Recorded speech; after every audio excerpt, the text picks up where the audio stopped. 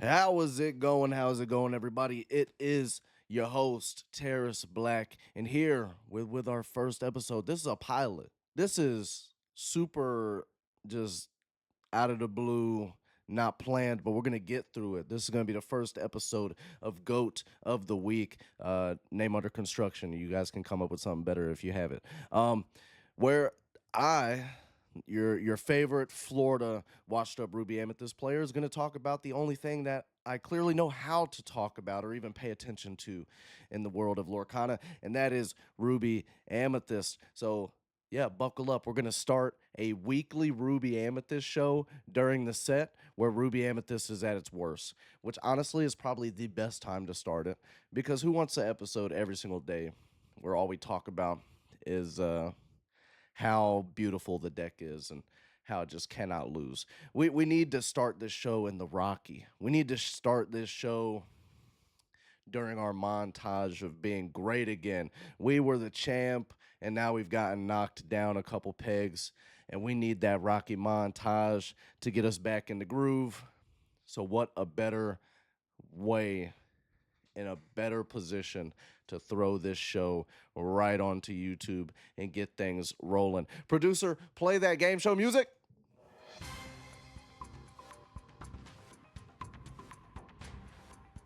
Nice, nice. All right, it's done. Turn it off. Turn it off. We can only steal so much. Um, anyways, we're gonna try to make this not a super long show. I know you guys are used to my hour-long episodes, but we're gonna keep it brief because if I want this to be a weekly thing, I need it to be brief. We just need to hit the highlights. And like I said, Ruby Amethyst is in a very tough position right now, so there's really not a whole lot of highlights that we're gonna get into. The highlights now are honestly hope. Anything that can give us a slight shred of hope is what's going to keep us alive here, and that's hopefully what this show can bring to you guys. And honestly, it's me trying to gaslight myself into believing that I can just keep playing the same deck forever and never have to switch regardless of how many decks I buy, I sell, and I sleeve and do all this shenanigans behind the scenes. But at the end of the day, just be able to open up the same deck box with my favorite red and purple cards. So, first, I just want to start it off, and I just want to start every show off like this. Make sure, guys, to leave a like, subscribe, comment down below. If Goat of the Week is a terrible name, which it might very well be, um, please offer suggestions down below. Let's you guys be involved in this too, right? Make this better. Anytime I do something stupid, you guys get to correct it, and that's what's great about a community. So, anyways, thank you. Like, subscribe, comment, all that good stuff. I want to thank you guys for letting us cross the barrier of 1.3K subscribers. Yeah, I didn't expect to get here. Uh at least not this fast. I mean, I don't know what to expect, right? I just kind of make videos and hope that you guys enjoy them. Most recent video just reached over 2,000 views not that long ago and is now the third most popular video on the channel.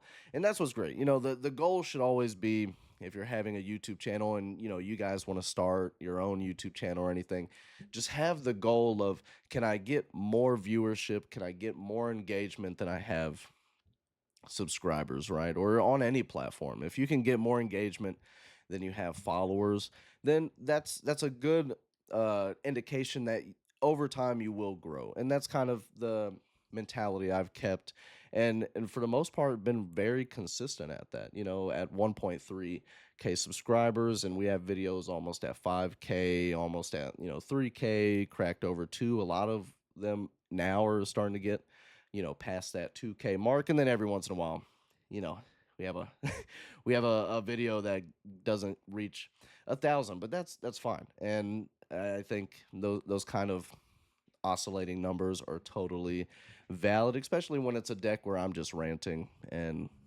kind of hating what I think is going to happen in the meta, right? Compared to a more hopeful video that's like, hey, this is kind of the list that I've comprised and put together, and all that type of stuff. So speaking on my list, seems like people are having a good time with it, which is good. I've gotten a lot of very good reception. I made a post, right?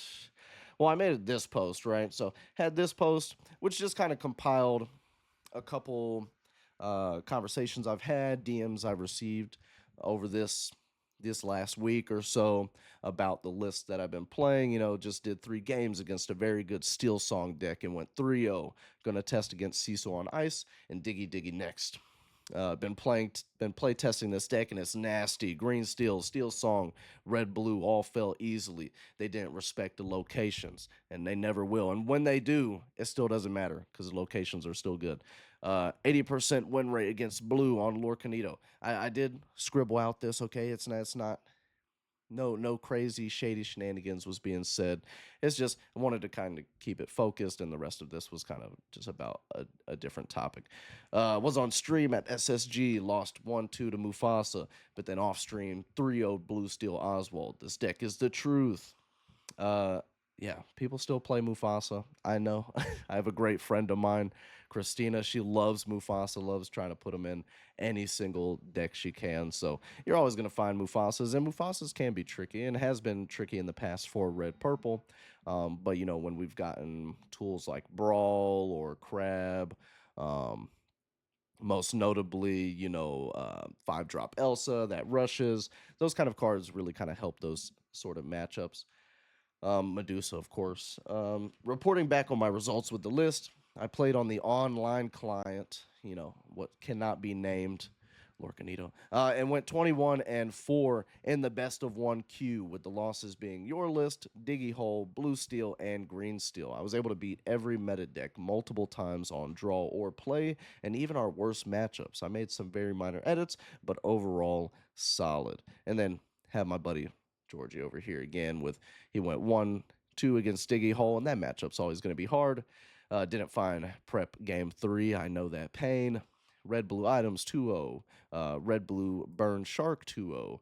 And then he got the run back on a Diggy Hole and got a 2-1 there. So that's nice. And then after locals, got a 3-1 against Blue Steel Oswald.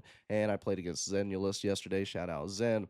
3-2 without Tremaine. So we're on to something. And I know Georgie's been showing me some lists and kind of messing with some lists that have a little bit of tweaks and changes to it, which has been great to see from you guys. And I'm also going to pull up some alternative lists that I've been seeing people post as well. So that was a post I did just kind of about the general reception the deck has gotten, and I've gotten even more since then. Made a little meme here with my son, going off the whole Zan thing.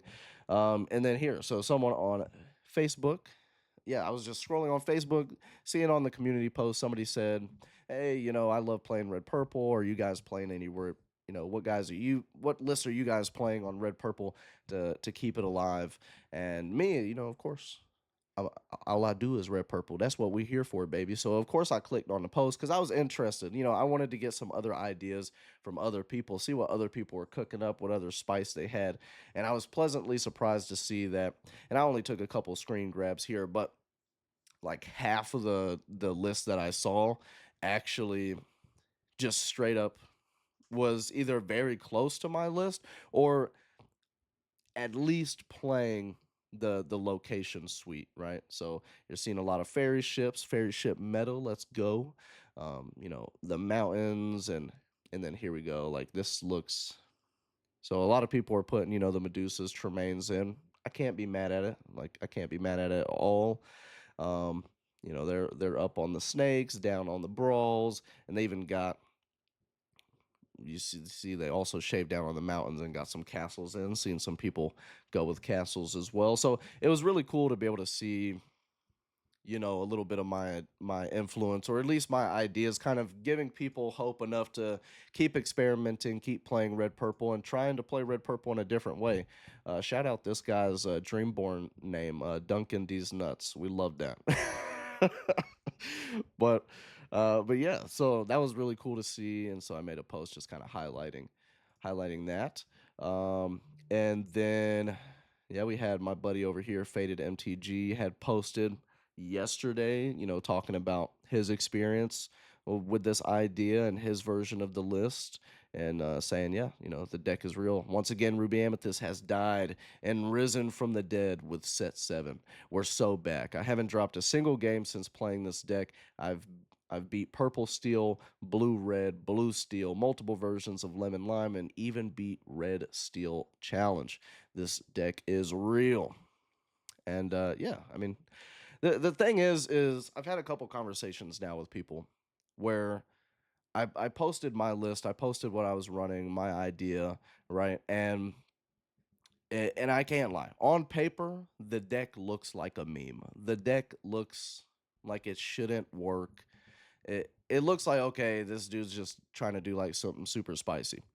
But let me be honest. I was playtesting this idea. We were playtesting the deck rigorously, kept playing it. And even like near the end, I was kind of like hesitant just because I know what the meta is, right? I knew like, do I really want to try to keep playing this? Or should I just, run into the blue hype train? Should I just also become like a sapphire head? And and by the end and testing, all the guys were kind of, John, Mark, all them were urging me like, hey, play the deck. It's good. You know what you're doing with it. We've seen that it can perform well, so play it, man, and just like go for it.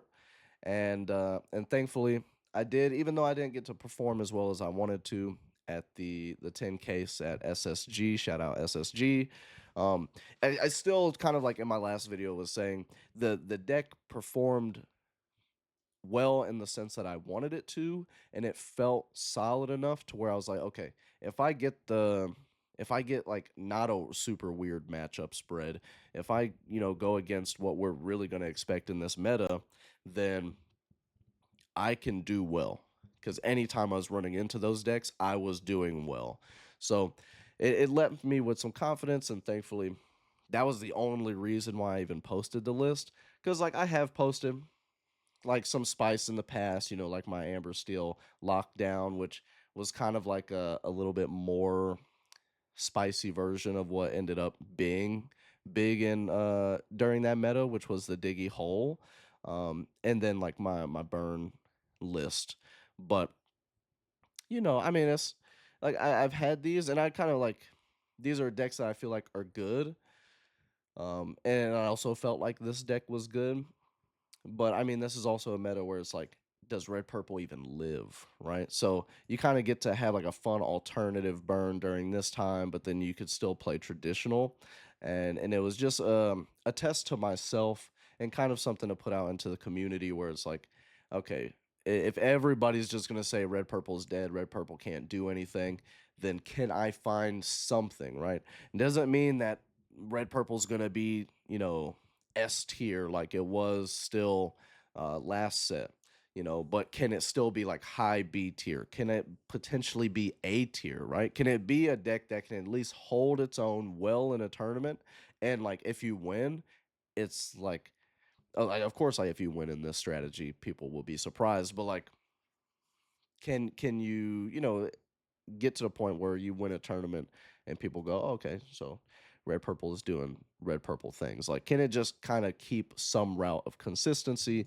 And so that's kind of why I put my list together and put it out there and stuff, because I felt like it had that. And it was just something where it was like, okay, like you can think it's a meme. It can be a meme all you want it to be, but just try it, right? Like, try the list. That's the biggest thing. Like, try the list, and then you can come and tell me that it's trash, and then I'm down for it. But everybody that's play tested this list, everybody that's tried this idea and has put it through the ringer, has come back and to a capacity been like, you know what? The deck is actually solid. The idea is actually solid. So thankfully, that's been the reception. So that's been awesome to see. Yeah, just doing some memes. Also, shout out to Zan and them. See how much purple steels are going to be and how much blue steels are going to be. So I think that, Atlanta's always been a red purple town. Always has been. Deck's dead now, and everybody knows it, except for Taris Black. Sag. Shout out Jeremy. Shout out Zan. Oh my god, is his name Ryan? I'm so bad. I'm so bad with names. But shout out these guys. Shout out Zan's podcast. Um, this is like twice now. It's been a certain amount of times now where I wake up in the morning and somebody like a friend of mine has sent me a clip like, "Hey, you got name dropped in a clip." So it was this one, and then also had our buddy Lorcana Villain name drop me at one of the DLCs, which was really cool as well. Specifically, talking about the library, which people also thought was a meme when I kept telling everybody that library's busted, library's cracked. Why are you guys not playing library as much as you should be playing library? And we're gonna get to in a second. Uh, yeah, library's doing library things, and people are finally starting to respect. And I understand it, right? Like, of course, when somebody like wins nationals or wins a DLC or whatever it may be with a card and they put their support behind the card, I 100% expect everybody to understand and listen to their perspective, right? Because that's what I do. Like if somebody that is clearly has more accolades, clearly has more skill or whatever it may be than me and they have an opinion, I'm going to take that opinion, a little bit more seriously. But hey, come on now. My brain has so many ideas going through it. I test all sorts of stupid stuff, especially when it comes to red purple.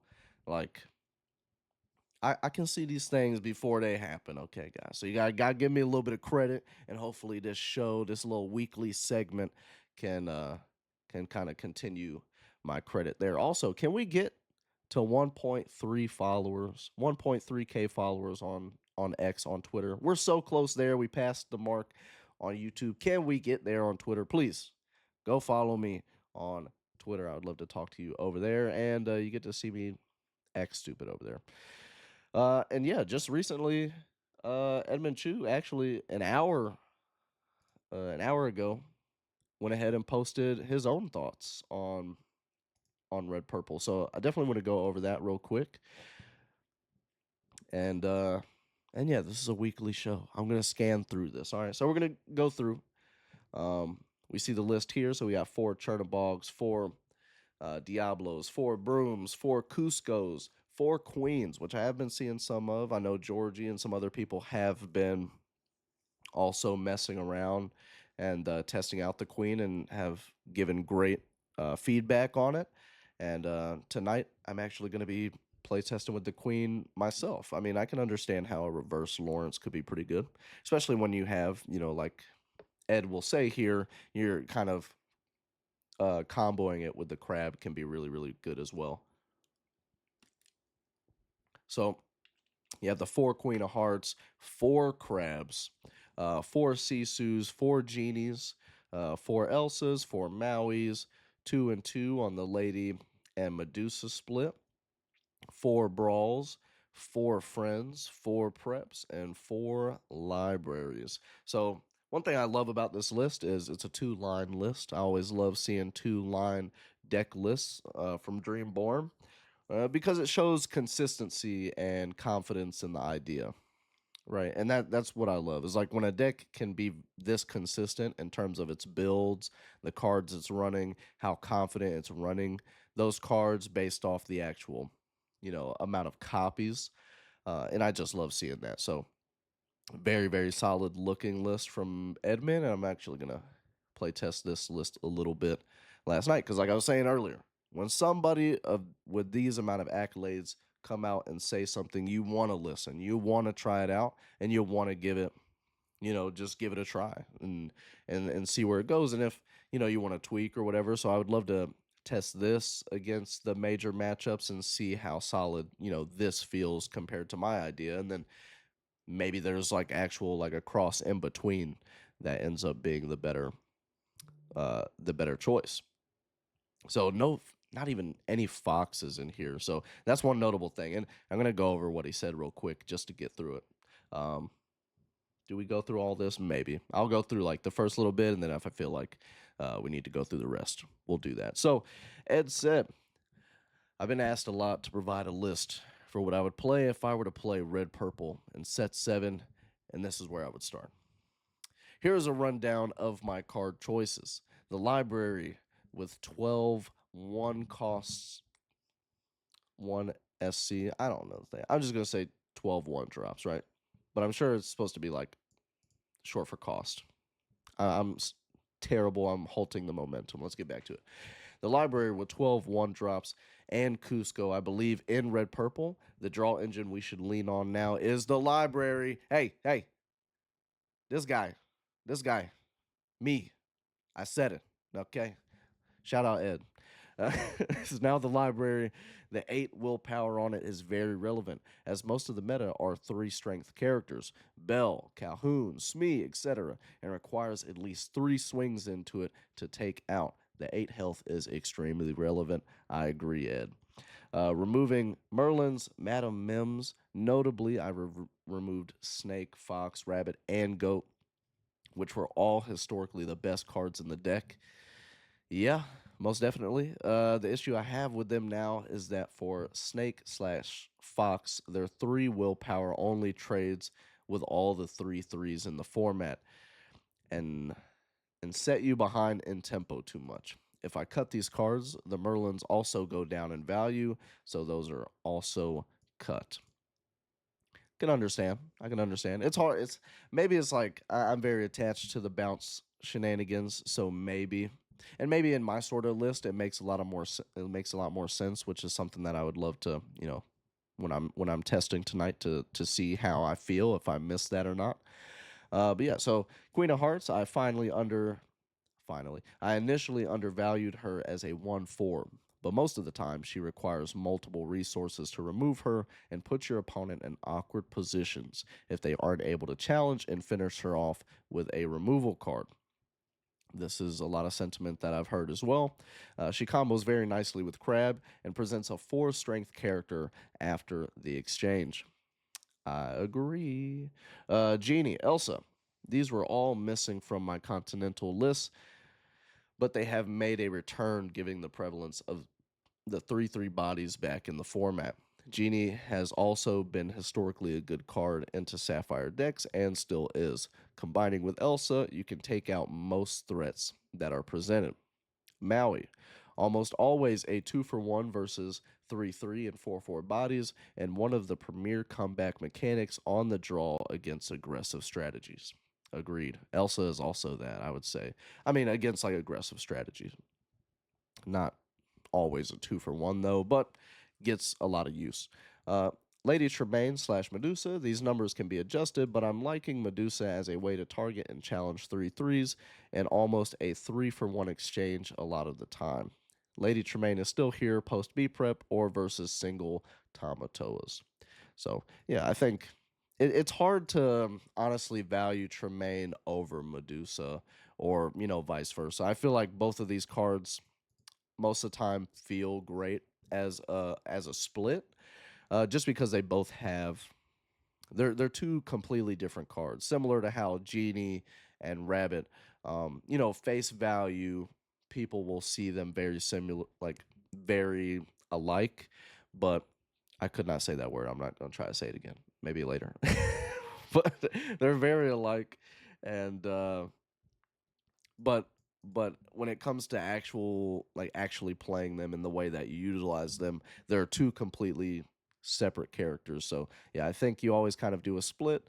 But if I were to only choose one, I think it's very meta dependent, and I think the meta does potentially call for, if you're having to choose one over the other, it's going to be Lady Tremaine, just because we're dealing with a lot of big like tomatoes. Like if they have Scrooge McDuck, a big crab, or the smaller crab on the board, if you play a Tremaine, you're happy to get rid of any of those because they are big threats, all of them in their own ways. Obviously, you would love to get rid of the Tamatoa, but Medusa's not going to do that for you either.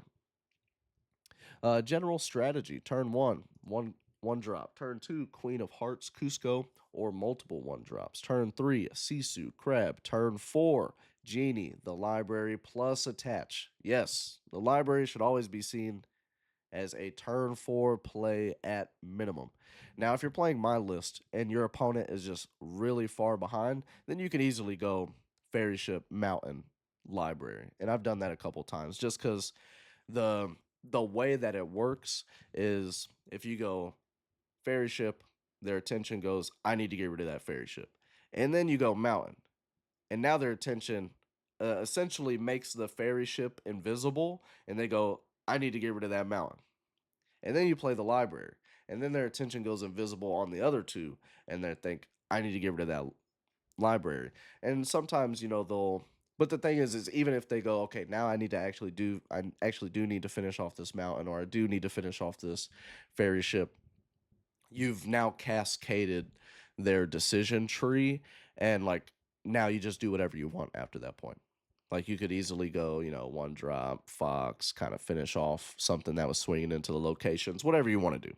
But I think in a list that's not location heavy strategy like mine, you always kind of, if you have a library in your starting hand, I'm always looking for a way to go one, two, three, four library attach. I'm always trying to find a way to get like a 3 cost, especially a Sisu is really good.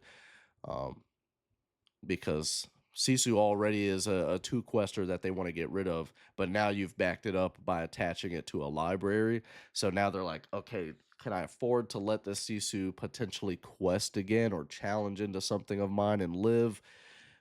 To maybe try to get rid of this library, and that's a slippery slope for them. So usually they just do a 1-for-1 trade, get rid of the Sisu and the library sticks, no damage on it. Turn 5 Maui, Elsa, turn 6 Lady Tremaine, Medusa. So typical Ruby Amethyst stuff. We're just playing on curve with cards that cost that turn, right? So 1, 2, 3, 4, 5, 6. We're not going turn 1, play this, cheat this out. Turn 2, play this, sing this for free, do that for free. We're just playing on curve. In general, I would say if you're able to deploy a 4 willpower character, that's what I would do first, especially in the early game. In the mid to late game, it's better to try to attach your cantrips to the library to keep the cards flowing. Sisu is particularly good on the play, and Crab is particularly good on the draw, 100%. Maui is better against Amber and Steel decks, whereas Elsa is better against Emerald and Amethyst decks, so ink accordingly. Most of the time, you will want to play Medusa first if presented the opportunity, and save your Lady Tremaine for the big character after you clean up all the small ones. Now, I will say, while I do agree that Maui, in terms of his stats, ability, are very good against Amber, I don't think that you can, like, I don't know if you can necessarily, uh, kind of undervalue Elsa against those decks as well. Especially when we have characters like Crab, this new queen, Sisu, like we have characters that can hit nicely, that you can combo off the Elsa with Elsa herself and one of these characters, or just Elsa for the tap. And what you can do a lot of the times is get rid of a character you were already going to get rid of and a character they just played. And against aggressive decks, I think regardless if it's Amber, like if it's Diggy Diggy Hole, whatever, if it's an aggressive strategy, I think Elsa will actually net you more value long term than Maui, but also at the same time, I guess you don't have any bounce strategy here, right? So it's not like you can really go Elsa bounce, replay Elsa. So there are some caveats like that, but I don't think you can necessarily undervalue how strong Elsa is, even against Amber, right? Like, yeah, she's not hitting as hard, but she still has 5 health, and being able to get rid of something before it even has the chance to do anything, which is one reason why I, like, over the course of the game, have shaved down a lot on Maui. At one point, I was just all in on Elsa, and wasn't playing any Mauis at all, and still doing well because the game, as other decks are getting more great characters, more great tools, the ability to just simply get rid of that character the moment they play it is so good. So both very good, and I mean this list has 4 and 4 of each. So you're getting full. You're going for full max value with both of them anyways, so I have no problem with that. But I do think that Elsa does get undervalued with her ability to get rid of things early. Yeah. So Ed, list looks solid. I'm going to be playtesting it tonight. I think you guys should play test it along with my list as well. And just maybe the answer is a middle ground, or maybe the best answer, honestly, is both sides being good. If both sides having its place, um, and doing well, and I think, I mean, this deck would probably be able to hold its own or do decently well against my list as well. I think that'd be an interesting match to see.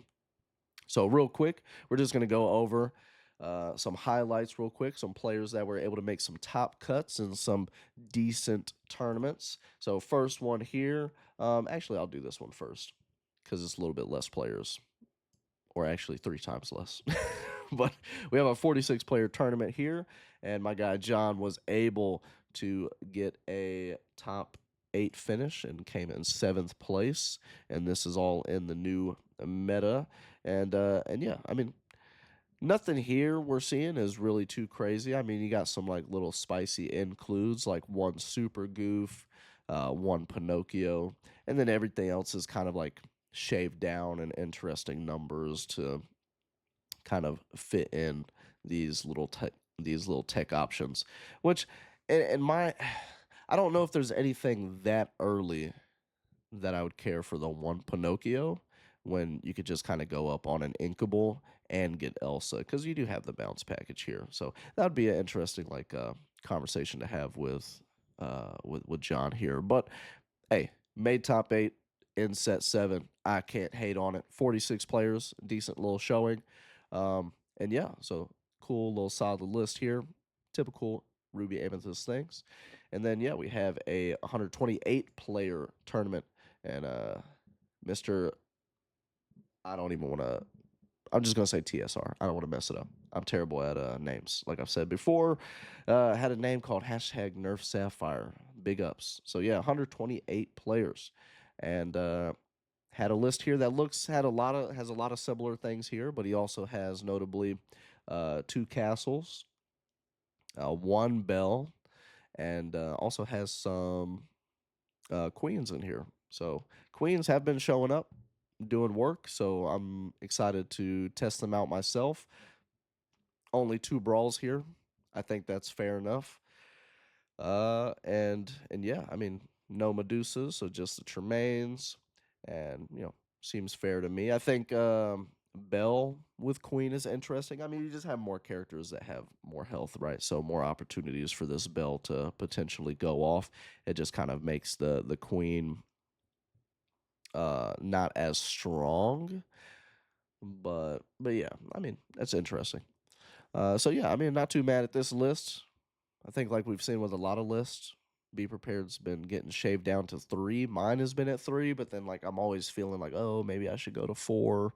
So I guess you could go either way with that, but I don't think 3 is terrible right now. I think because red purple is a little bit more in an aggressive state and play style, because that's why we're seeing the Kusos coming back in the genies.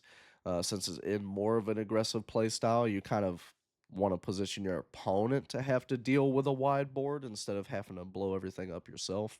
So I think 3 is fine. And even though there's a lot of times where I feel like, oh, I wish I had 4, that's probably just because I was getting ran over that game anyways. Or at some point in time, I just didn't play as efficiently enough, and I put myself in a situation where I felt like I needed 4B preps, but I probably could have held on to one of those a little bit longer and gained a little bit more lore before blowing up the board. And there was a game in SSG where, looking back, I definitely did that to myself, where I maybe went a little bit too gung ho on the second B prep when I could have waited a turn easily and gotten a whole, like maybe like another 5 lore potentially, which would have helped me close out the game by the end of that match. But these are things that you kind of figure out. And when it's a new meta, new cards, new strategies, people are doing, like, you don't know what you're going to run into. You don't know what they're going to do with their characters by the next turn. You know, you're still getting so used to everything.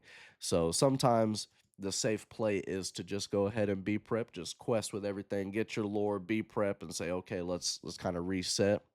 Because purple kind of can allow you to accrue a lot of cards back again to help you reset. So you can run into those situations, but you know, hindsight 2020, we know the deal.